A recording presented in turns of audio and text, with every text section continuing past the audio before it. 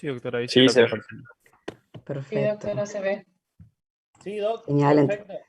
Bien, muchas gracias. Recording in Ahí vamos. progress. Cuando usted quiera. Bien.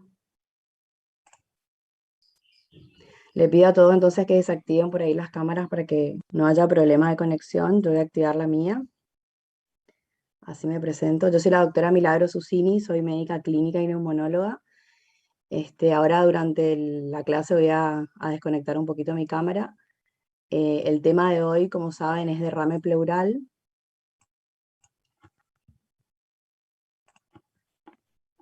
Los objetivos de la clase de hoy es definir y clasificar los diferentes tipos de derrame pleural, establecer criterios diagnósticos y por último evaluar los algoritmos de manejo de derrame pleural, principalmente los más frecuentes que vemos, que son el derrame pleural paraneumónico, derrame pleural tuberculoso y el neoplásico.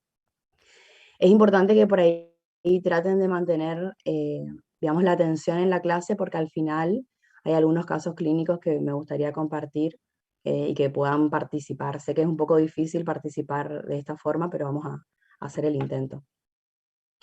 Estas son las diferentes bibliografías que ustedes lo van a tener cuando tengan disponible el PowerPoint para poder ampliar los conocimientos y la lectura sobre este tema. Son prácticamente algunas de las últimas guías del 2019 y 2018 publicadas en diferentes sociedades. Entonces, ¿cómo definimos al derrame pleural? Sabemos dónde está el espacio pleural, que es el espacio comprendido entre las dos pleuras, la pleura parietal y la pleura visceral, que es lo que recubre el pulmón. Habitualmente este espacio pleural tiene una cantidad mínima de mililitros que permiten obviamente que haya un desplazamiento de ambas pleuras, que es de aproximadamente de 5 a 15 mililitros. ¿Sí? Cuando este líquido se excede es donde da lugar a lo que definimos como derrame pleural. La acumulación entonces patológica en el espacio pleural se denomina derrame pleural y puede originarse de diferentes lugares, que ahora vamos a ver bien la fisiopatología. Se puede originar en los capilares pleurales, principalmente los parietales, los linfáticos, los vasos sanguíneos intratorácicos o la cavidad peritoneal, es decir, ser por contigüidad. La etiopatogenia, fíjense, puede ser por aumento de la presión hidrostática sistémica, que es el derrame pleural habitualmente que vemos en los pacientes con insuficiencia cardíaca, donde aumenta la presión hidrostática capilar y eso genera la acumulación de líquido a nivel pleural. Puede haber una disminución de la presión oncótica de la microcirculación, o sea, por pérdida de proteínas, que es lo que vemos, por ejemplo, en los pacientes con síndrome nefrótico, pacientes desnutridos. Esto habitualmente son derrames pleurales bilaterales. Puede ser por aumento de la permeabilidad de la microcirculación pleural, ¿sí? Esto ya es cuando la pleura está patológica. Aumento del líquido intersticial pulmonar, obstrucción del drenaje linfático por algún tumor, o en el caso de los traumatismos del conducto linfático. Puede haber paso de líquido de otras cavidades, que es por continuidad, por ejemplo, el peritoneo, el retroperitoneo. Puede ser por una disminución en la presión negativa del espacio pleural, por ejemplo, en las atelectasias. Puede haber ruptura vascular torácica, como dije anteriormente, o ruptura del conducto torácico. Las etiologías, fíjense, las miles de causas que hay de derrame pleural, siempre ahora vamos a ver con la clínica, el examen físico y los distintos estudios diagnósticos, uno puede hacer una aproximación en la etiología. Y hay etiologías, por supuesto, mucho más frecuentes, una que otras, que son las que vamos a evaluar ahora durante la clase. Y lo más importante que tienen que saber es que no siempre, o sea, hay un porcentaje de pacientes que en algunos trabajos llega inclusive hasta 40-50%, que no se identifica la causa del derrame pleural. ¿Sí? Eso es importante también. Y que por ahí la evolución clínica de los pacientes nos van a dar la causa. Entonces, cuando uno tiene un paciente con derrame pleural, tiene que basarse en varias, digamos, pilares. Uno, que es la clínica, por supuesto, eso es muy importante porque nos va a orientar mucho al diagnóstico de lo que tenemos que buscar y cómo estudiar al paciente. Los estudios por imágenes, que vamos a ver cuáles nos van a ayudar también en identificar algunas características. Por supuesto, en la mayoría de los casos, el estudio del líquido pleural, cómo se hace, a dónde tenemos que enviar las muestras, cómo se analizan las muestras y para qué nos sirven y cómo interpretarlas, y que obviamente no siempre vamos a llegar a la punción del líquido pleural porque quizás puede ser una causa sistémica que ya sabemos la causa. Biopsia de pleura en algunos casos, y como dije, hay veces que el seguimiento o cómo evolucionan los pacientes nos va a dar el diagnóstico, ¿sí? Entonces, durante la evaluación del paciente es importante, como dije, la historia clínica y la exploración física, o sea, los hallazgos. Por supuesto, confirmar el diagnóstico de derrame pleural mediante una imagen, ya sea radiológica. Puede ser también en algunos casos directamente tomografía o ecografía, eso vamos a ver. Y hacer, por supuesto, un análisis de líquido cuando corresponda mediante una toracocentesis. Siempre lo que se recomienda es que las toracocentesis sean guiadas por ecografía siempre y cuando estén en un medio donde exista esa posibilidad. En el caso que no cuenten con ecografía y sea un derrame que semiológicamente se oculte y demás, uno puede hacer una toracocentesis sin guía, o sea, eso no tiene que retrasar la toracocentesis, sin guía ecográfica. En algunos casos, entonces, vamos a necesitar una tomografía, como dije, y mediante la toracocentesis vamos a obtener el diagnóstico que podemos definir qué características tiene el líquido. Si es un trasudado, que ahora vamos a ver cuáles son las características: trasudado, exudado, quilotórax, empiemas o hemotórax. En algunos casos, no en todos, se necesita una biopsia de pleura, que puede ser una biopsia transparietal o mediante una cirugía, que es la toracoscopía. Y en muy pocos casos se llega a una toracotomía, o sea, todo depende de lo que uno va encontrando en este algoritmo de estudio y también depende de lo que nosotros sospechemos del paciente. Entonces, la evaluación clínica, lo ideal es que siempre tenga un enfoque multidisciplinario, y eso es algo que ustedes lo van a empezar a escuchar mucho, que es cuando multidisciplinario es que varias disciplinas intervienen en la decisión de la conducta y tratamiento del paciente, o sea, se discuten todos los pacientes. Y como dije, es importante la anamnesis, los antecedentes personales, los síntomas que presenta, sobre todo la cronología y el tiempo de evolución que lleva el paciente, y el examen físico de los hallazgos. Entonces, la clínica, lo más común es que el paciente tenga disnea, puede tener dolor pleurolítico, puede tener tos seca, y siempre la mayoría de los síntomas están determinados en gran medida por la enfermedad que ocasiona ese derrame pleural. ¿Sí? Por ahí la pérdida de peso, el antecedente de tabaquismo severo, la hiporexia, la anorexia y demás, está más asociado a un cáncer, a un derrame pleural maligno. La presencia de una clínica más aguda de tos, expectoración purulenta, fiebre, en un paciente relativamente joven, nos hace pensar en algo más infeccioso, ¿sí? Siempre hay que interrogar sobre las infecciones anteriores. Bueno, lo que dije: fiebre, pérdida de peso, malestar, el curso, o sea, el tiempo de evolución. No es lo mismo que tenga 2 o 3 meses de todos los síntomas a que tenga 7 días de evolución. Si tiene antecedente de enfermedad cardíaca asociada, y obviamente si consume algún tipo de medicamento o cualquier tipo de exposición que pueda llegar a producir algún derrame pleural. Al examen físico, el paciente, lo más común es que se presente taquipnéico. Hay veces cuando el paciente tiene mucho tiempo de evolución, por ahí niega la disnea, o sea, y está como más acostumbrado. Encontramos disminución o ausencia del murmullo vesicular unio bilateral, según la presencia del derrame sea unio bilateral. Matidez a la percusión, puede haber flote pleural, siempre en la etapa inicial, por ejemplo, un derrame pleural paraneumónico. Y obviamente otros signos de enfermedad de base, si el paciente tiene o no insuficiencia cardíaca, si el paciente es, por ejemplo, un paciente con síndrome nefrótico, va a estar en anasarca, o tiene ascitis, el paciente con cirrosis hepática y demás. Con respecto al diagnóstico por imágenes, que era, ¿se acuerdan?, uno de los otros pilares, hay varios estudios por imágenes.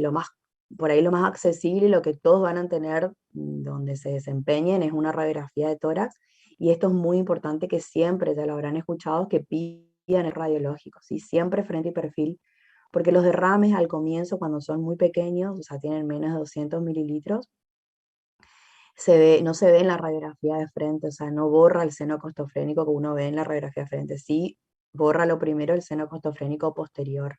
Entonces eso vamos a ver en la radiografía de perfil, ¿sí? Entonces es muy importante el par radiológico, sobre todo cuando son pequeños. La ecopleura es mucho más sensible que una radiografía para evaluar los derrames pleurales, y también acá juega un rol muy importante la eco, que es para ver si hay septos, ¿sí? Sobre todo en pacientes que tienen un derrame pleural paraneumónico, los septos o loculaciones, ¿sí? Porque eso ya nos va a cambiar, ahora vamos a ver más adelante, ya nos va a cambiar la conducta terapéutica del paciente. Y también obviamente nos sirve como guía para hacer cualquier procedimiento. La tomografía de tórax también es útil, eh, sobre todo para evaluar todo lo que está fuera, digamos, del derrame pleural. Por ejemplo, si hay una masa asociada, si hay adenopatías mediastinales, si hay un tumor en otro lado. Entonces nos permite ver la probabilidad de malignidad del derrame, ¿sí? Y también nos puede servir para localizar una zona de biopsia probable, si el paciente obviamente lo requiera. Y la tomografía abdominal también puede ser útil para descartar otras patologías cuando pensamos que puede haber un derrame pleural por continuidad o asociado a otra cosa, a una citis o una cirrosis hepática, un tumor hepático, retroperitoneo y demás. Estas son las imágenes, fíjense, esta es una radiografía de frente donde se ve la línea del derrame pleural del lado izquierdo, que hace signo de la silueta cardíaca, o sea, borra la silueta cardíaca. Esta es una tomografía axial computada de tórax, donde se ve, fíjense, la imagen más hipodensa es el derrame pleural, y esto es como una telectasia pasiva del pulmón de abajo que está colapsado por el derrame. También puede ser una neumonía asociada, ¿sí? Por ahí es difícil diferenciar. Esta es una eco donde se ven todo lo que ve en la parte negra, digamos, sería la parte del derrame pleural, y estos son los septos, ¿sí? Ustedes ven mi flecha, ¿no es cierto? Sí, doctora, se ve. Sí, bien. Pues yo estoy marcando, pero... Y esta también es una tomografía axial computada de tórax donde se ve un derrame pleural libre. Fíjense que acá no hay nada asociado. Entonces, otro pilar del diagnóstico es la evaluación digamos, las características del líquido a través de una toracocentesis, que es la punción del espacio pleural, ¿sí? Como yo le dije, no en todos los casos está indicado, ¿sí? Cuando punzamos. Primero, cuando obviamente no tenemos una causa de derrame pleural, no está clara, es decir, el paciente como que se descartó que sea una insuficiencia cardíaca, un síndrome nefrótico, donde uno habitualmente trata la enfermedad sistémica y mejora el derrame pleural, entonces quizás por ahí no es necesario hacer una toracocentesis. Aliviar los síntomas, en el caso del paciente esté muy disneico, a veces uno puede ayudar con una toracocentesis cuando hay descompensación respiratoria o cardíaca, y por supuesto cuando uno sospecha de infección, siempre tienen que hacer una toracocentesis, ¿sí? Y esto es lo que le digo, los pacientes con derrame pleural bilaterales no siempre necesitan una punción, porque uno trata la enfermedad subyacente y con eso mejoraría el derrame en el caso que sea esa la causa, ¿sí? Cuando uno puede hacer en estos casos una excepción, cuando el paciente, por ejemplo, además de tener toda la clínica de insuficiencia cardíaca, edema de miembros inferiores, derrame pleural bilateral, además el paciente tiene clínica de infección, ¿sí? Entonces, una vez que nosotros hacemos la toracocentesis, esto es sumamente importante y le va a servir siempre, sobre todo a aquellos que dan clínica, dónde y cómo enviamos las muestras, ¿sí? Lo más importante de esta clase es que ustedes sepan que siempre las muestras, o sea, por protocolo, independientemente que uno diga, ah, sí, tiene alta probabilidad de que sea maligno, le voy a mandar solo anatomía patológica, no. Siempre tienen que mandar a todos los lugares las muestras, ¿sí? Uno va al laboratorio para bioquímica, donde ahí uno va a pedir, lo más importante es el pH, las proteínas y la LDH sobre todo, para definir si se trata de un exudado, que ahora vamos a ver por los criterios de Light, se llaman, si es un exudado o transudado. El otro frasco va a microbiología, o sea, para evaluar toda la presencia o no de gérmenes, sobre todo cuando uno sospecha, obviamente, algo infeccioso. Y por último, la citología, o sea, anatomía patológica, para ver si se tratan de células malignas o no. pero siempre manden a los 3 lugares. Como le dije, en el laboratorio de bioquímica, digamos, nosotros, mediante la determinación de las proteínas y la LDH, nosotros podemos establecer los criterios de Lai, que eso es lo primero que uno tiene que hacer, porque nos diferencia entre los dos grandes grupos, entre intrasudados y exudados, porque según si es trasudado o exudado, también nos va a orientar hacia las causas, ¿sí? Entonces, los criterios de Lai es el cociente entre en proteínas, o sea, cociente sería la división, dividir las proteínas del líquido pleural, dividido las proteínas del suero, ¿sí? Y esta relación tiene que ser, este cociente tiene que ser más de 0,5. O la LDH de la pleura superior a 2/3 del límite superior de la LDH sérica, ¿sí? Eso nos habla de que se trata de un exudado, ¿sí? Los exudados habitualmente corresponden la mayoría a derrames pleurales paraneumónicos, que es lo más común, ¿sí? Asociado a una neumonía, a cáncer, a tuberculosis, a pleuritis virales y demás. Y los trasudados es cuando obviamente hay menos proteínas en el líquido pleural, o sea que el cociente va a ser menor a 0,5 y la LH también va a estar más baja, o va a ser igual que la del suero, porque la pleura en los trasudados, la pleura no está enferma, ¿sí? En los trasudados es por otro mecanismo que llega a acumularse líquido, que el 80% de la causa es la insuficiencia cardíaca. Y después todo lo otro como la cirrosis hepática. Entonces, también tienen que saber que, por supuesto, como en medicina no todo es exacto, los criterios de Lai también pueden tener errores, ¿sí? O sea, pueden clasificar erróneamente como exudados a algunos derrames pleurales cardíacos, o sea, los que en teoría deberían ser trasudados por insuficiencia cardíaca, dice que es exudado según los criterios. ¿Y cuándo pasa eso? Cuando los pacientes utilizan, por ejemplo, diuréticos. Ustedes saben que los diuréticos necesitan para actuar las proteínas, entonces hacen que baje erróneamente las proteínas en el líquido pleural, ¿sí? Entonces, en ese caso, por ejemplo, si el paciente tiene toda la clínica de insuficiencia cardíaca o de que sea un hidrotórax hepático, y a ustedes le da los criterios de Lai por proteínas como exudado, ustedes tienen que en realidad buscar, para ser mucho más específico, el gradiente, o sea, la resta de albúmina, ¿sí? Albúmina de suero menos la albúmina de la pleura. Y si es superior a 1,2, realmente era un exudado, un trasudado, perdón, ¿sí? O sea, un falso exudado cardíaco. Y bueno, en algunos casos, que eso es menos la probabilidad que tengan disponible, es las concentraciones del péptido natriurético, o sea, el ProNP, superior a 1500 en los pacientes con insuficiencia cardíaca. Hace 2 o 3 años salieron algunos trabajos que también, una forma para no llegar a hacer todos los criterios de Lai, de solamente con el nivel de proteínas en líquido pleural mayor a 3 gramos, o el colesterol mayor a 45, ya podemos hacer un diagnóstico de derrame exudativo, ¿sí? Con la misma precisión que en los criterios de Lai. O sea, pueden ser utilizados cualquiera de los dos. Con respecto al otro pilar de diagnóstico, que es la biopsia de pleura, como ya le dije anteriormente, no siempre llegamos a hacer una biopsia, o sea, en algunos casos puntuales. Y esta biopsia puede ser de 2 formas. Como ven acá la primera, que es la transparietal, ¿sí? Que es cuando a través de una aguja, habitualmente ahora se hace mucho guiado por eco, por tomo, y obviamente en centros de experiencia que utilicen este tipo de procedimientos, se hace principalmente en pacientes donde uno sospecha que tiene un derrame pleural, por ejemplo una tuberculosis, en donde toda la pleura va a estar afectada en forma uniforme.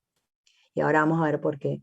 En el caso, por ejemplo, de un derrame pleural por una neoplasia, las neoplasias producen implantaciones focales en la pleura. Entonces, si nosotros utilizamos este tipo de biopsia, no nos sirve porque no sabemos dónde vamos a biopsiar, ¿sí? No la vemos a los nódulos o los implantes.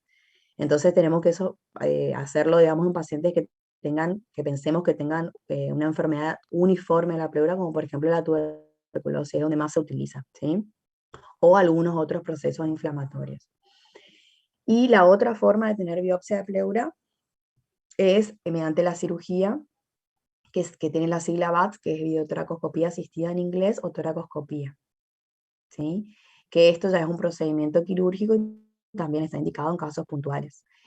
Por ejemplo, en derrames pleurales neoplásicos, sí podemos hacer este tipo de biopsia porque bueno, nosotros visualizamos la pleura, visualizamos los implantes tumorales en la pleura, entonces vamos directamente, fíjense, en la fotito ven, toda esta es la pleura, la que está roja, y fíjense la parte amarillita sería el implante eh, de cáncer, digamos, neoplásico, y ahí vamos y se toma la muestra directamente de ahí, ¿sí? Entonces, en resumen, las causas más comunes de derrame pleural es la insuficiencia cardíaca, que nos va a dar un trasudado. Acuérdense, la pleura no está enferma, sino que se produce un aumento de la presión hidrostática y por eso se acumula líquido. Y el paciente tiene antecedente de enfermedad cardíaca, bueno, toda la clínica de insuficiencia cardíaca que ustedes saben. Y otras causas de exudado, es decir, que acá ya hay mucha proteína, más LDH que en suero, o sea, la pleura está inflamada o está patológica, es por supuesto en el cáncer, en las neumonías bacterianas, o sea, derrames pleurales paraneumónicos o tuberculosis, y también en las embolias de pulmón, que bueno, esto es un tema aparte, desarrollarlo, por eso no lo puse, que puede ser trasudado o exudado, y el paciente, por supuesto, tiene otro tipo de clínica y antecedentes. Ahora vamos a ir más rápido, digamos, desarrollando los tres derrames pleurales más comunes, como les dije, empezando con el derrame pleural paraneumónico, ¿sí? Entonces, el derrame paraneumónico, o sea, el asociado a una infección pulmonar, puede ser, esto es importante, o sea, puede ser asociado a una neumonía, puede ser que el paciente tenga un absceso, que son pacientes que tienen por ahí clínicas más, un poco más prolongadas, o inclusive pacientes con bronquiectasias. Las bronquiectasias son como dilataciones bronquiales, que los pacientes los tienen crónica, por ejemplo, habrán escuchado pacientes con fibrosis quísticas, tienen bronquiectasias y esas bronquiectasias se tienden a infectar frecuentemente, hasta que alguna puede llegar a ser un derrame pleural asociado, ¿no? Sabemos que las neumonías bacterianas del 20 al 57% pueden evolucionar con derrame pleural, ¿sí? Y de estos derrames pleurales es muy importante definir si son derrames pleurales que se complican o que evolucionan a un empiema, eh, es decir, que acumulan pus. Y eso es sumamente importante porque nos cambia todo el tratamiento en cuanto a la evolución, ¿sí? En los no complicados uno quizás puede drenarlo y con antibiótico mejoran, pero si ya tienen empiema, o sea, pus, o están complicados, que se mide por el pH, sí ya necesitan ser evacuados, ¿sí? Eso vamos a ver igual más adelante. El 40% va a evolucionar a eso, ¿sí? 2/3 de los pacientes complicados o con empiema tienen siempre habitualmente algún factor de riesgo asociado, son pacientes que tienen alguna comorbilidad, diabetes, obesidad y demás. Y en más del 40%, cuando uno manda al estudio microbiológico, no encuentra el germen responsable. Por eso es re importante que ustedes, cuando hagan el diagnóstico de neumonía, siempre el tratamiento ustedes saben que es empírico. O sea, uno no va a buscar el germen y después le va a poner el antibiótico. Siempre inicia con un antibiótico empírico, y después, por supuesto, si se aísla el germen, mejor, entonces uno dirige el antibiótico. Pero siempre tiene que pensar que es por gérmenes de etiología similar a la neumonía. Esta es la evolución de lo que le digo. Fíjense cómo puede evolucionar una neumonía con derrame. Fíjense todos los estadios, que primero es no complicado, después se va poniendo más turbio hasta que llega a ser empiema o pus. Y el último estadio es el empiema loculado, o sea, cuando ya hay como todo fibrina dentro, o sea, la pus como que se va haciendo fibrina y va haciendo loculaciones adentro. Y acá, o sea, depende en qué estadio esté el paciente, es donde nosotros vamos a proceder con algún tratamiento distinto, ¿sí? Habitualmente, como dije, en los derrames pleurales no complicados, que se determina principalmente por el pH que esté mayor a 720, o sea, que no esté muy ácido, uno puede hacer una evacuación en la misma toracocentesis, darle antibiótico y el paciente puede no evolucionar. Ahora, si el paciente evoluciona ya complicado, o sea, ya baja el pH, ya se hace un pH más ácido, o evoluciona con pus, o tiene tabiques, o tiene un empiema loculado, sí ya necesita un tubo, necesita que se le ponga fibrinolítico, o sea, digamos, una sustancia que rompa esas fibrinas, o en algunos casos, que ahora vamos a ver, se necesita que el paciente entre a cirugía para hacerse una toilette, digamos, ¿sí? Una decorticación.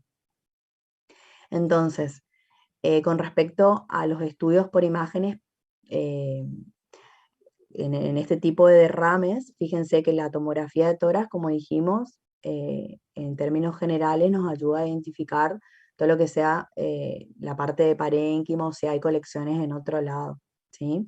Y la ecografía es mucho más sensible que la tomo para ver esto de los septos, que es sumamente importante porque si uno tiene septos, fíjense, uno puede punzar y caer y analizar este líquido que está en una sola loculación y por ahí no es representativo, o sea, puede haber pus acá, pero no acá, o puede punzar este donde no hay pus y queda esto con pus, entonces en este caso ya es necesario cuando hay loculaciones o hacer una toracoscopía precoz o hacer un tubo con fibrinolítico para poder sacar todos estos septos y que se evacúe la totalidad del derrame, ¿sí? ¿Se entiende? ¿Se entiende esa parte? Sí, doctora, perfecto. Sí, doc. Bien. Entonces, ante la sospecha de un derrame pleural infeccioso, siempre hay que hacer toracocentesis y hemocultivos, ¿sí? O sea, tratando de poder identificar el germen, aunque sabemos que no siempre se identifica. Otra cosa que es sumamente importante, que ya dije, es el paso, o sea, de un derrame pleural puede uno punzar y no estar complicado, pero en menos de 12 horas el paciente puede evolucionar a un derrame pleural complicado. ¿Y cómo sabemos esto? Mediante la clínica. Y muchas veces hay que volver a punzar al paciente y volver a analizar el líquido porque puede haber este cambio, ¿sí? Y el tratamiento, como ya dije, vamos a ver más adelante, ya es distinto, ¿sí? Y después hay otras cosas características del líquido que nosotros podemos ver. El tema, por ejemplo, si sale pus macroscópica, o sea que ya es empiema, olor pútrido, confirma el diagnóstico de un derrame pleural paraneumónico que necesita ya algo más, tomar un paso más, digamos, ¿sí? No solamente drenaje, sino fibrinolítico o la toracoscopía. Entonces, como dije, para tomar esta decisión y definir si es complicado o no, muchas veces no es pus macroscópica, nos guiamos por el pH, ¿sí?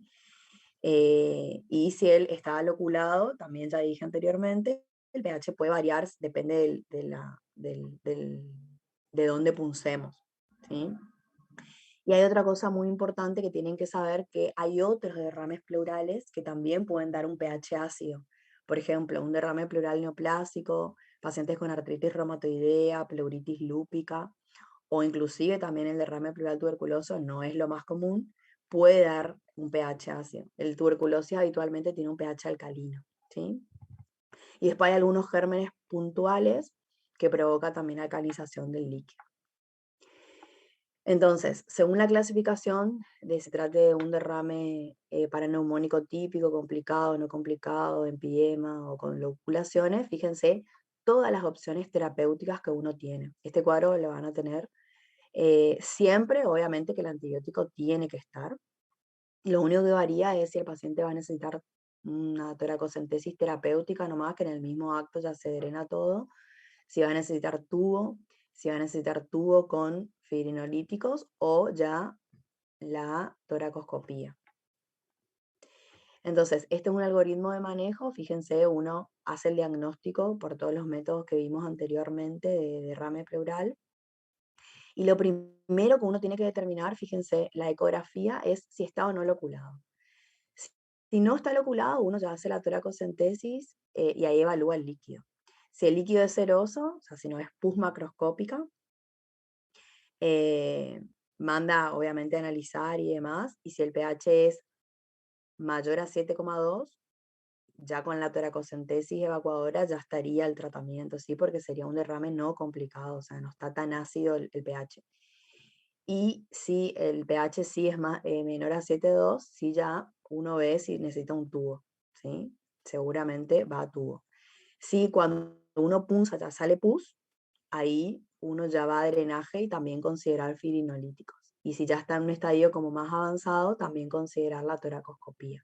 Al igual que si ya está loculado, podemos ya plantear la toracoscopía.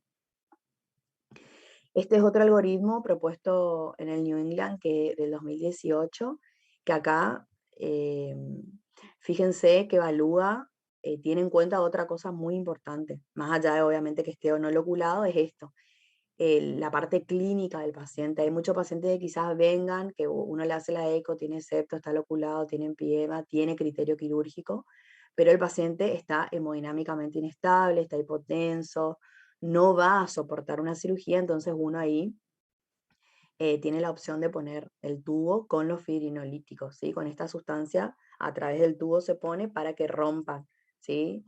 La fibrina y pueda drenar y limpiar toda la cavidad, ¿sí? Entonces, en términos generales, el tratamiento es siempre, acuérdense, el antibiótico siempre presente. O sea, uno sospecha de neumonía y más aún con derrame, siempre en forma empírica, o sea, dirigido como una neumonía según las características del paciente, que eso es otra cosa aparte. Y precoz, drenar, ¿sí? En el caso que el paciente tenga un derrame pleural complicado. Y por supuesto poner un tubo en el caso que tenga un pH menor a 720 o el que esté loculado con fibrinolíticos o que tenga aislamiento de gérmenes, ¿sí?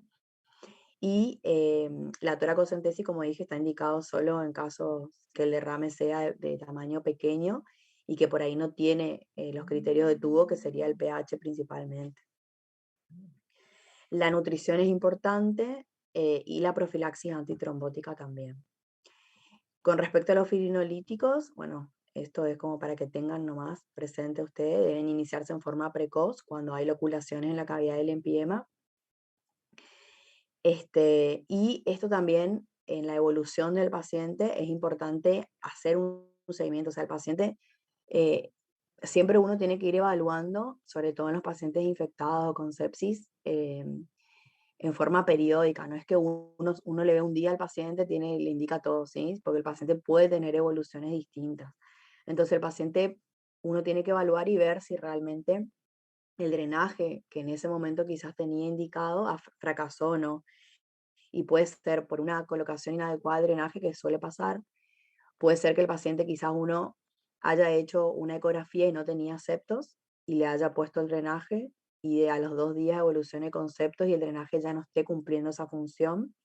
Puede ser que el paciente empezó tarde los antibióticos y por eso, por ende, evolucionó torpidamente, o que haya una fístula broncopleural. Y la toracoscopía precoz, que es otro, como habíamos dicho, otra de las opciones cuando el paciente tiene derrame estabicado, es lo que le digo, permite el desbridamiento pleural,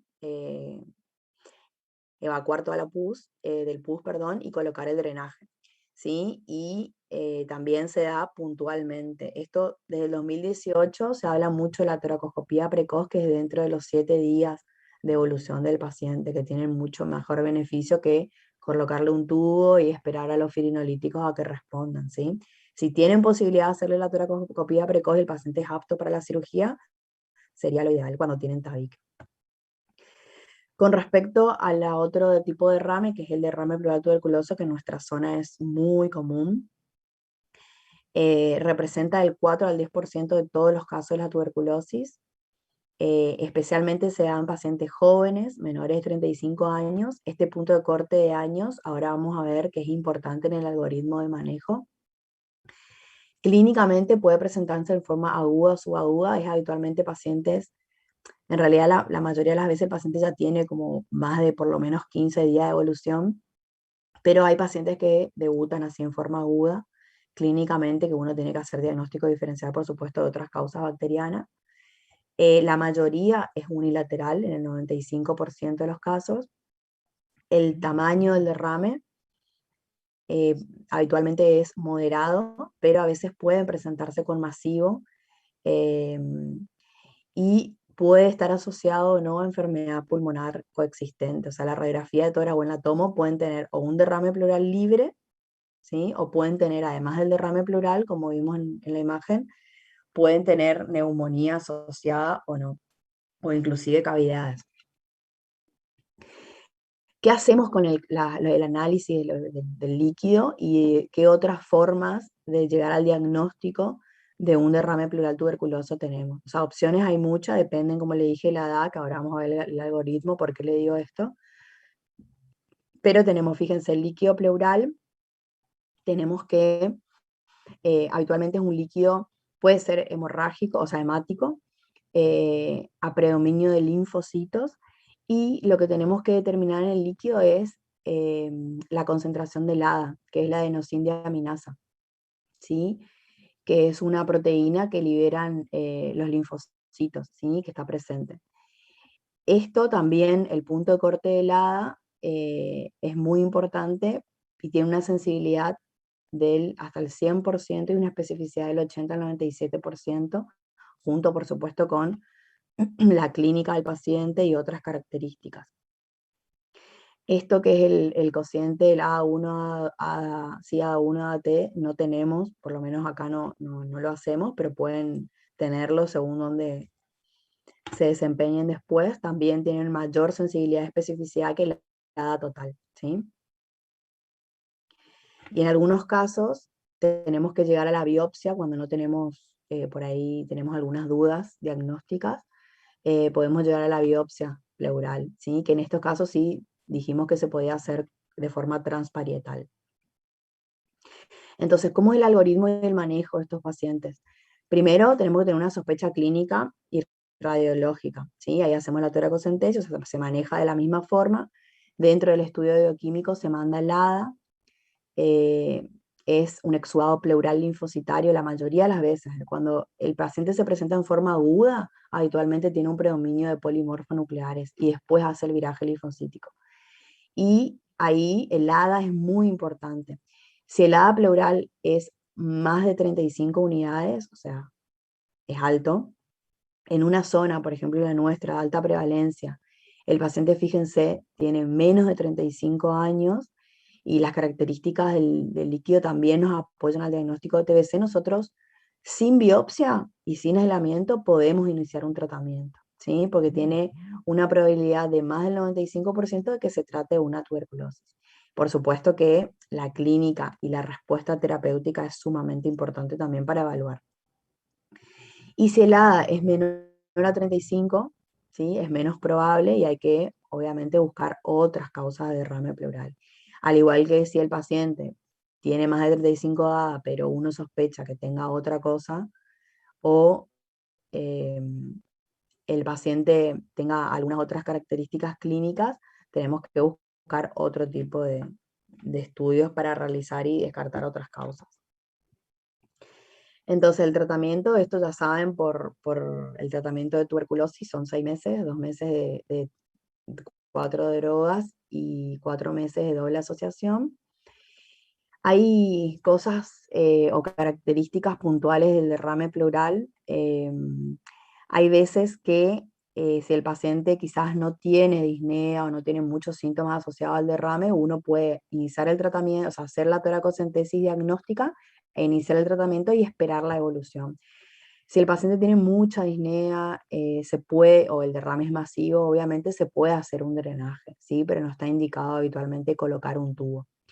Pero hay veces que el derrame tuberculoso se presenta como empiema, o sea, tiene uno punza y tiene pus, o tiene loculaciones, es muy infrecuente eso, pero esos pacientes también tienen indicación de ir a decorticación pleural por videotoracoscopía, y ahí obviamente ya se aprovecha y se toma la biopsia para hacer el diagnóstico. Entonces, el último es el derrame pleural maligno, ¿sí? Que se da en 15 a 35% de todos los derrames. Puede haber afección neoplástica de la pleura sin derrame pleural, es decir, uno puede tener compromiso pleural, por ejemplo, sacar una tomografía y ver como engrosamientos de la pleura o nódulos en la pleura, y ese paciente no necesariamente va a acumular líquido, o sea, no va a evolucionar a un derrame, a eso se refiere. Y la mayoría son producidos por metástasis pleurales, principalmente de dos tumores, o del cáncer de pulmón o de la mama. Y fíjense qué le llama la atención en esta tomografía. ¿Cómo debería estar el mediastino, la tráquea cuando hay un derrame pleural masivo? Desplazada para el lado sano, sería. Claro, tiene que haber un desplazamiento mediastinal.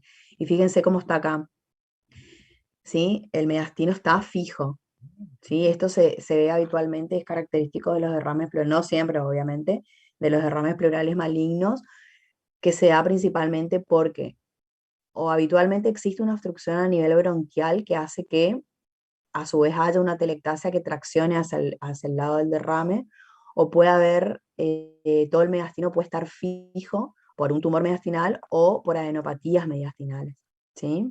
Mediastino congelado fijo más el velamiento del derrame. Las manifestaciones radiológicas, bueno, ya vimos la anterior, y la tomografía con contraste, también como nombramos anteriormente, nos puede dar característica de lo que pase por fuera, ¿sí? A ver dónde están los nódulos, si es de unos o dos pulmones, la parte mediastinal, ¿sí? Y la ecografía, en la ecografía, digamos, no se usa mucho en los derrames pleurales malignos, pero nos puede sí aportar algún tipo de dato como engrosamiento marcado de la pleura, parietal o visceral, eh, pero lo más importante para hacer el estudio en derrames pleurales malignos es la tomografía con contraste. El diagnóstico, como dijimos, como siempre, la toracocentesis en el líquido pleural. En estos casos es muy importante saber que el líquido pleural tiene por ahí baja rentabilidad para hallar las células malignas, ¿sí?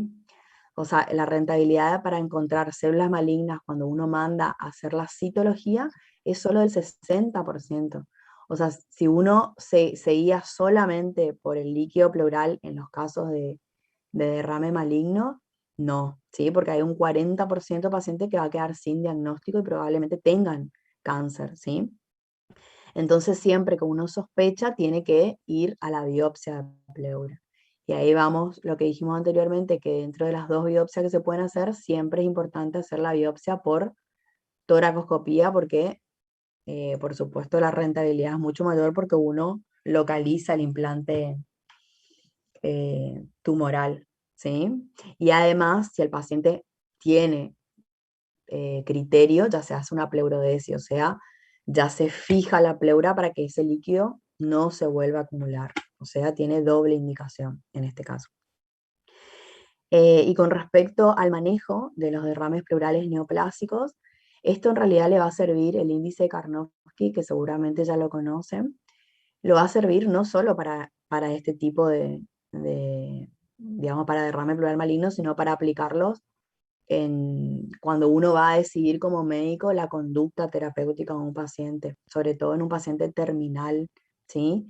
Entonces, con este índice de Karnofsky nosotros podemos evaluar qué le hacemos al paciente, porque vemos mucho en la práctica que hay pacientes que quizás tienen una sobrevida o una probabilidad de sobrevida de menos de 4 semanas y le someten a cirugía, le someten a miles de intervenciones que no nos va a cambiar la, la mortalidad del paciente, pero sí su calidad de vida. Entonces, aquellos pacientes que tienen un índice de Karnofsky, habitualmente el punto de corte es 40, o sea, de 40 para arriba uno puede optar siempre, por supuesto en consenso con el paciente, a hacer las diferentes opciones terapéuticas, ¿sí? El paciente con Karnofsky arriba de 50 es aquel paciente que puede vivir en su casa y tiene medidas de autocuidado, ¿sí? O es capaz de realizar sus tareas habituales. Ya cuando tiene menos de 40, ya cuando el paciente es incapaz de hacer sus propias actividades y necesita ayuda de terceros. Entonces, ¿cuáles son las opciones de tratamiento? Es obviamente la quimio, siempre y cuando el paciente esté en condiciones y tenga un tipo de cáncer que tenga una respuesta a la quimio. La toracocentesis evacuadora, que eso se da habitualmente en pacientes que ya vienen con derrames pleurales masivos muy disneicos y se necesita con urgencia hacer una evacuación inmediata. También se puede utilizar un catéter intrapleural permanente, que se da principalmente cuando el paciente no es candidato a cirugía o aquellos pacientes que tienen una corta expectativa de vida, entonces uno le deja como un catéter puesto y va drenando diariamente el líquido y el paciente se va sacando, se va cambiando la bolsa colectora, digamos, ¿sí? Y la pleurodesis, para hacer una pleurodesis, que es una intervención quirúrgica, el paciente tiene que estar sintomático, tiene que tener un Karnofsky, como dijimos, mayor a 40, y que el pulmón de abajo sea reexpansible, eso es re importante. Es decir, si el pulmón de abajo está obstruido por algún tumor y nosotros le vamos a hacer una pleurodesis para que en teoría reexpanda el pulmón, si ese tumor impide la reexpansión, ¿para qué le vamos a hacer la pleurodesis? No sé si se entiende. ¿Se Sí, entiende? sí. Sí. Bien. Hay dos que seguro que están escuchando la clase, son los que responden. Pero bueno, la idea entonces es evaluar cómo está el paciente y todas las características antes de hacer una intervención, ¿sí? Y el manejo en forma, o sea, resumiendo, fíjense, la citología positiva, o sea, cuando uno sospecha de derrame pleural, si la citología, o sea, nos dan células neoplásicas en el líquido por citología y el paciente está con síntomas, ahí se evalúa el Karnofsky para hacer la pleurodesis, ¿sí? Si el paciente está asintomático, ahí obviamente uno espera la citología, espera el resultado de la anatomía patológica para ver de dónde es y esperar la quimioterapia, si el paciente está asintomático. Ahora, si la citología es negativa, que es lo que habitualmente en la práctica vemos, o sea, un alto porcentaje que no llegamos a hacer diagnóstico con la citología, tenemos que hacer o una segunda citología o ya ir a una biopsia, ¿sí? Para confirmar el diagnóstico. Y de paso hacer la pleurodesis si es necesario. Esta es la propuesta por el New England, justo me tapa. Que acá lo que agrega, digamos, fíjense que ellos como siempre le dan prioridad a los síntomas del paciente, como vimos en el otro algoritmo. Y si tiene o no disnea el paciente y si tiene probabilidad de reexpansión su pulmón. Si no tiene probabilidad de reexpansión o tiene una sobrevida muy baja, ahí se hace todo el tratamiento paliativo y se puede hacer toracocentesis frecuentes o se le puede dejar el catéter y demás, ¿sí? Entonces, ahora sí necesito que estén atentos, digamos, para que poder interactuar un poco. Son casos clínicos que en realidad es para ver si se entendió o no el tema. A ver, quiero ver una cosita. Si me permite abrir, ahí está. Bueno, acá tengo la lista de los que están presentes. Bueno, el primer caso clínico, no sé, a ver, con Ghost Mario, si puede leerlo.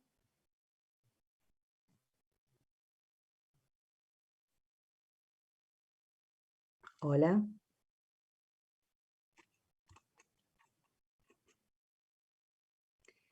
Piacentini, Luciana.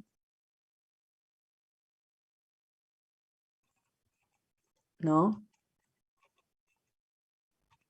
¿Quién está presente y quiere leer el caso? Ahí Vamos a está, hacer más doctora. fácil. ¿Cómo? Esa fue la Que mejor opción, hace doctora. ¿Cómo? Ahí no escucho, justo se cortó. Espera. Ahí leo, Doc, si quiere. Dale, ¿cómo es tu nombre? Juan Cruz. Dale. Juan Cruz, ¿cuánto? Elías. Bien. A ver, lee el primero.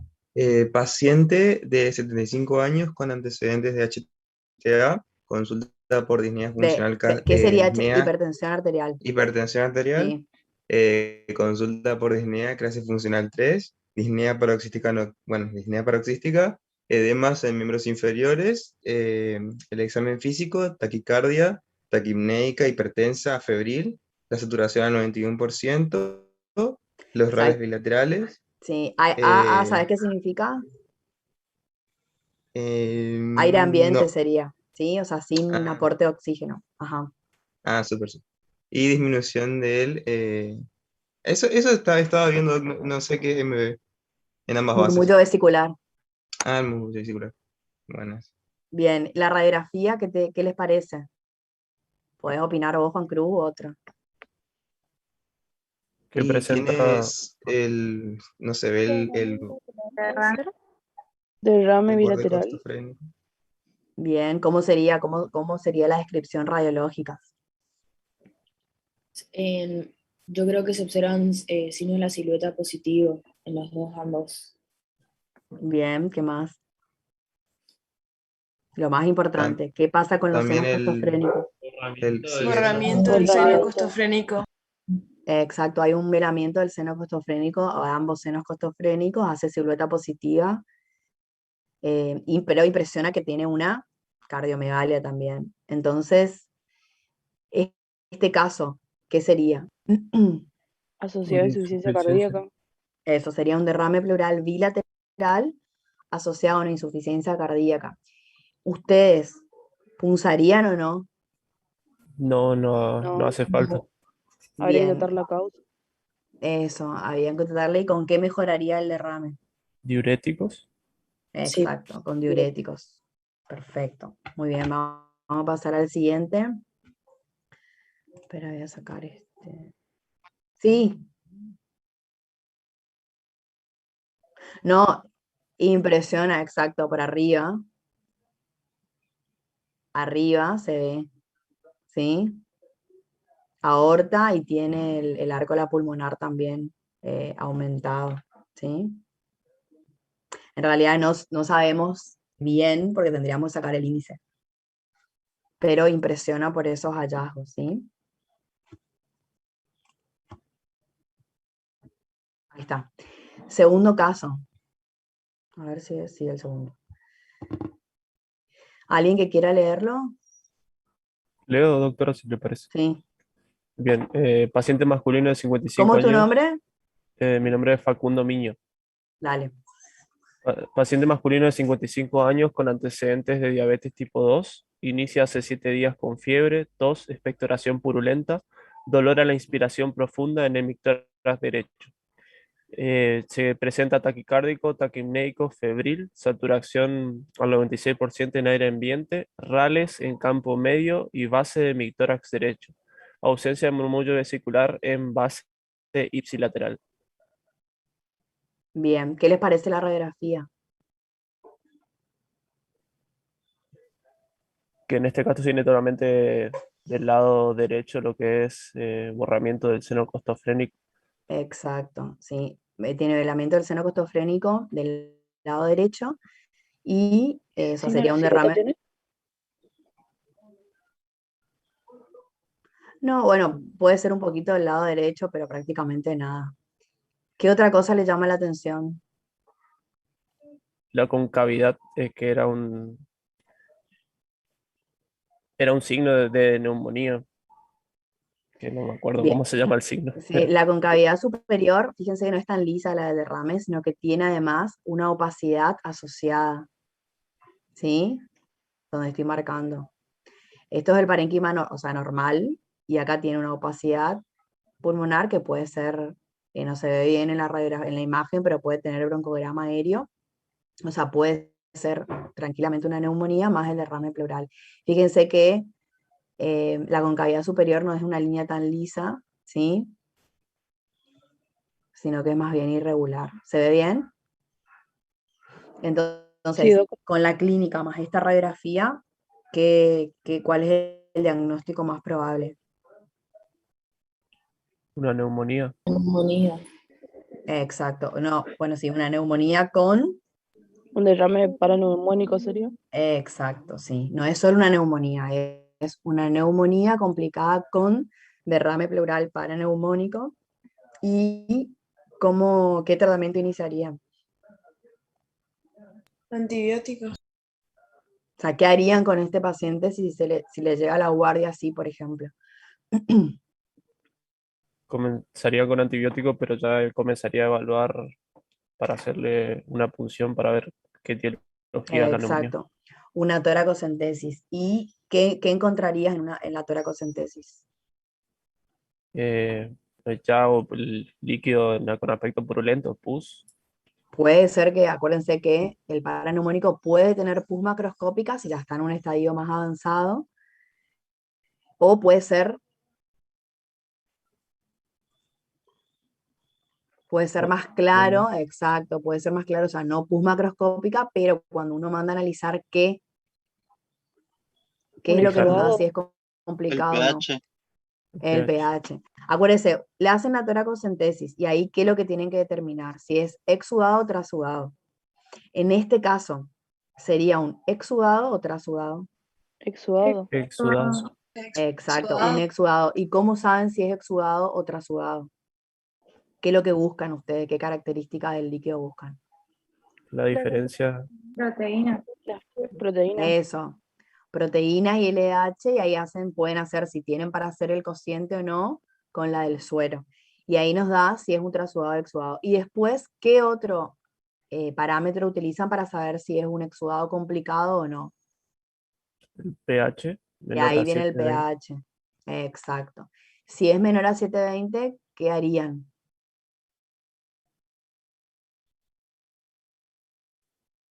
Una ecografía para saber si está ubicado o no. Pueden hacer una eco para ver la cantidad de líquido, pues no impresiona que sea mucho, debe tener, o sea, más de 200 ya borra el seno costofrénico apenas, ¿sí? La cantidad y si tiene nota ahí, que es perfecto, muy bien. Y ahí en base a eso se ve si se pone o no un tubo o se hace un drenaje, ¿sí? Y se usa firinolíticos o no. Muy bien. El último caso. ¿Quién lee?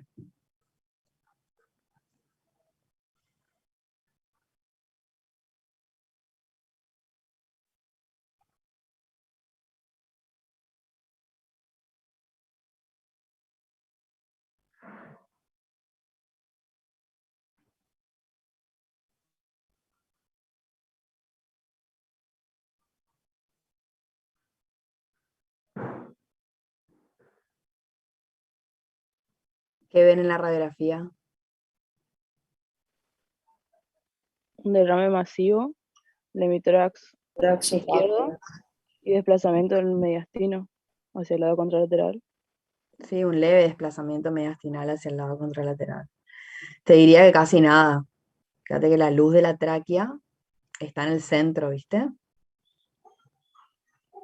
Sí, doc. Bien.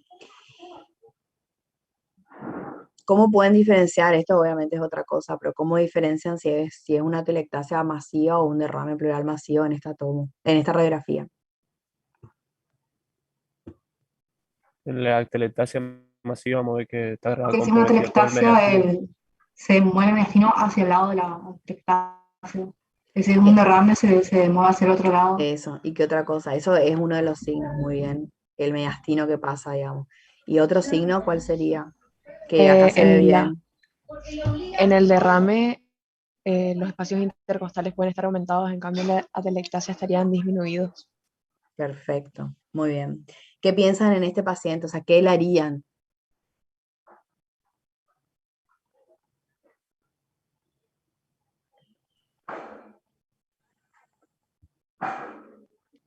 Directamente una biopsia para descartar que no tenga un cáncer, porque es un derrame pleural maligno.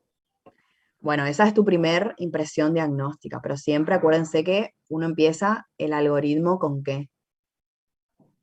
Uno con una radiografía no le puede decir al paciente, señor, usted probablemente tenga un cáncer y ya va a cirugía, ¿no? ¿Con la punción? Eso, primero una toracocentesis, ¿sí? Entonces, la toracocentesis, ¿qué vamos a encontrar? Probablemente cómo sea la característica del líquido. Un exudado.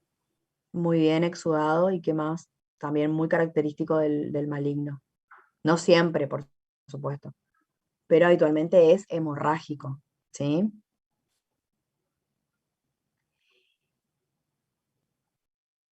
Muy bien.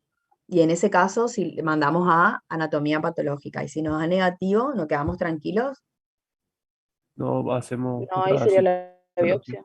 ahí sería la biopsia, exactamente. Perfecto. ¿Le pedirían un estudio antes? ¿Algún otro estudio?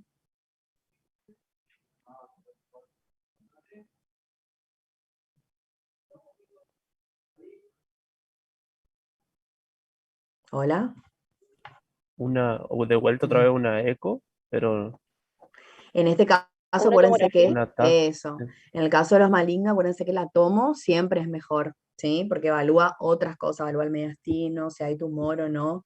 El paciente puede tener un tumor endobronquial tranquilamente asociado con un derrame, y en ese caso tendríamos que desobstruir primero el bronquio y después hacer la toracoscopía, ¿sí? Porque vamos a hacer la toracoscopía, pero el pulmón nunca se va a reexpandir y se va a volver a acumular líquido. Y no le vamos a mejorar la clínica, que es lo más importante, ¿sí? Muy bien. ¿Alguna duda? Ahí terminamos. Doctora, Sí, voy a prender mi cámara. preguntaron Sí. algo en el chat. A ver. Perdón si escuchan ladrillos de perro. A ver. En caso de hacer una evacuación urgente, ¿se hace completa en un primer momento o es por etapas? Bueno, esto es una buena pregunta. Depende del tipo de derrame que sospechemos, de la clínica. Bueno, si es urgente, asumo que el paciente está con una disnea clase funcional 4 o desaturando. Y si el derrame es moderado o masivo, habitualmente se hace en etapas. O sea, no es que uno punza, saca, vuelve a punzar, sino que le deja colocado un catéter y se va clampeando el catéter, ¿sí? Se le deja evacuar 400, 300 mililitros, se clampea el catéter, se espera unas horas y se vuelve a abrir porque puede hacer un edema pulmonar postvacuo, ¿sí? O sea, el pulmón está, digamos, colapsado y uno, si saca todo el líquido de golpe, se expande bruscamente y eso puede hacer un edema de pulmón postvacuo, se llama. Así que es importante eso, que lo tengan en cuenta. ¿Alguna otra pregunta? Sí, doctora, le quería consultar. Sí. Habla usted siempre que cuando si tenemos un diagnóstico, por ejemplo, de un paciente que viene con nosotros con tos, fiebre y demás, que Sí. comencemos ya a darle antibióticos de forma empírica. Sí. ¿Qué tipo de antibiótico le daríamos a esos pacientes? El antibiótico en forma empírica, cuando uno piensa que es un derrame paraneumónico, siempre se basa en las guías de neumonía. Eso no sé si ustedes habrán visto. Es el mismo tratamiento empírico. Y por supuesto, si uno sospecha algún germen particular, por ejemplo, me pasó en un paciente de 22 años que tenía un antecedente de digamos, una puerta de entrada, empezó con tos, expectoración, fiebre, tenía neumonía y derrame pleural. Uno, si seguía estrictamente por el algoritmo de NAC, le va a poner ampicilina sulbactana al paciente, ¿sí? Pero el paciente tenía el antecedente de puertas de entrada, o sea, una infección de piel y parte blanda, entonces uno tiene que cubrir, en ese caso, otro germen que sería el estáfilo. Entonces ahí uno agregaría la vancomicina, por ejemplo. O sea, siempre es guiado por la clínica, pero se basa empíricamente en lo que es el tratamiento de la neumonía adquirida en la comunidad, porque uno asume que es la misma etiología. No sé si respondí mi pregunta y quedó Sí, claro. sí, sí, perfecto, ¿Sí? gracias. Bueno, no de nada. ¿Alguna otra pregunta?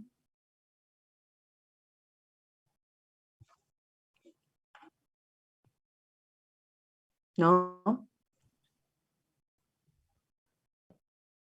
Parece que no. No, Bueno, muy bien, damos por finalizado entonces. Bien. Nos vemos, chicos. gracias, No, Doc. hasta Chao, Diego, luego. gracias Gracias. por la ayuda.